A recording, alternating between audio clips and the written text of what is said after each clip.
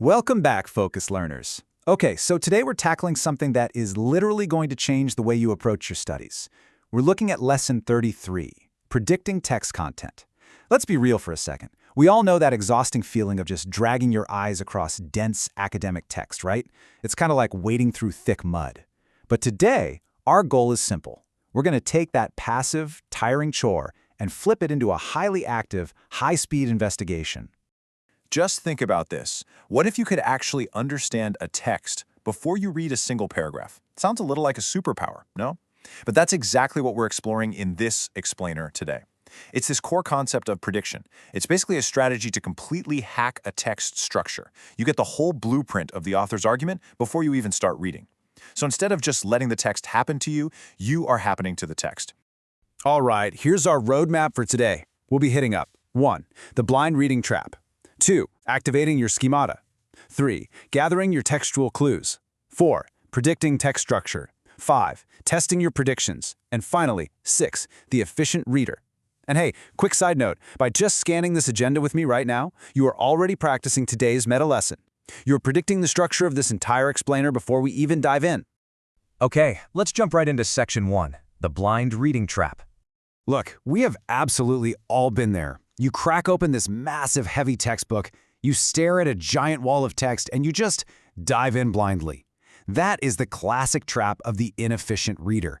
They start right at word 1, they try to absorb every single syllable, they inevitably get stuck on some unknown vocabulary word, and then, boom, they've completely lost the forest for the trees. It's exhausting. Honestly, it's a fast track to academic burnout. But the efficient reader? Totally different story. They take a step back, overview the text first, predict the overall structure, and, this is key, they are not afraid to skip over unnecessary information.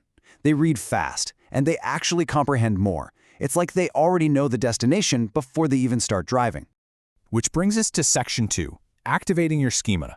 So, to become that ultra-efficient reader, you have to tap into this psychological foundation called schemata. You can think of schemata as a giant mental filing cabinet for literally every subject you know about. When you take just a few seconds to consciously think about a topic before you start reading, you are essentially pulling open that specific drawer in your brain. Like if the chapter is about climate change, you open the drawer that holds everything you already know about weather patterns, pollution, greenhouse gases, the whole shebang. Activating this mental prep work bridges the gap between your prior knowledge and whatever the text is about to throw at you. It dramatically lowers the difficulty level because the new information finally has a familiar place to land. Moving on to Section 3, gathering your textual clues. Now, I want you to completely shift your mindset for a second. Stop being a passive consumer of words and start thinking of yourself as a detective. You are actively hunting for clues. And, well, every good detective needs a toolkit, right? So before you dive into those intimidating paragraphs, scan the page for the big features. Look at the titles, scan the subheadings, hunt down those bolded terms, and for sure mine any images, diagrams, or charts. Seriously, these things are not just page decorations. They're the author's fingerprints. They are basically shouting the main ideas right at you, if you just take a second to look. Let's break that toolkit down into a super fast 60-second procedure that you can use every single time. Step 1. Read the title carefully. Ask yourself, what exactly is this author promising me? Step 2, scan the headings. This shows you exactly how the author is breaking that big promise down into smaller, bite-sized chunks. And Step 3, spot the bold terms and visuals. That way you're grabbing the core vocabulary before you even start the actual reading. This whole active scanning phase, it takes maybe 1 or 2 minutes tops, but the payoff in your comprehension and your reading speed is absolutely massive. And honestly, this is exactly why Step 1 is so crucial. Check out the comparison here. A title like English is Difficult is, well, it's just way too vague. I mean, sure, it gets your attention, but it doesn't give you any sort of roadmap. Now look at a title like Challenges with Writing in English. See the difference? It is highly predictive. Just from reading those few words, you know exactly what to expect. You're getting a focused, narrowed-down look at writing problems specifically within the English language. Boom, your very first structural clue is locked in. All right, Section 4, Predicting Text Structure. So now we take those basic clues we just gathered and we use them to map out the entire architecture of the text. Let's look at this example, a text about desertification.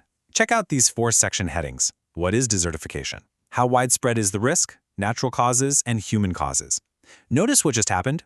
Without reading a single actual paragraph of the body text, you already know this article has a four-part structure. It's going to define the issue, explain the global scale, and then neatly divide the causes into natural and human categories. You literally just read the author's entire outline just by glancing at the bold text. How cool is that? And as you start gathering these clues more often, you're going to notice something. They almost always point to a handful of very predictable repeating academic structures. You might spot a classification pattern, where concepts are divided into groups, or maybe the classic problem-solution structure. You'll see that one everywhere in academia. It could be chronological order, giving you a timeline, or, just like our desertification example, a cause and effect pattern. When you train your brain to recognize these patterns right off the bat, you're never caught off guard. It's like you know the rhythm of the song before the music even starts playing. Okay, on to Section 5, testing your predictions. So, this is the moment we finally cross over into the active reading phase. This is where all that awesome detective work pays off. During your first read-through, your one and only goal is just to verify those structural predictions you just made. You're reading quickly, just making sure the path you mapped out is actually the path the author takes. And listen, this is the absolute golden rule here. Do not stop for unknown words. I'm serious, just ignore the intimidating vocabulary for now. Focus entirely on the stuff you do know to confirm your broader understanding of the text's flow. You can always go back and look up definitions later. Right now, you are just confirming the structure. Finally, Section 6, the efficient reader. Let's bring all this together. By just taking a brief moment to activate your schema, you're linking the new text to your prior knowledge, which makes the concepts actually stick in your brain. By scanning the titles and headings, you're instantly mapping out the textual organization. And by testing your predictions during that quick first read, you're effortlessly separating the main ideas from all those dense supporting details. This whole active predictive approach, it is the ultimate cure for slow, frustrating reading. It completely removes the mystery and puts you 100% in control of the material. So I'm going to leave you with this one thought. The next time you sit down and open a book, are you going to just read the text blindly, or are you going to investigate it? You've got the detective skills now. Start using those titles, scan those headings, and predict that structure before you dive in. It makes learning so much faster, and honestly, it makes it a whole lot more fun. Thanks for joining me for this explainer today, Focused Learners. Now get out there and start investigating.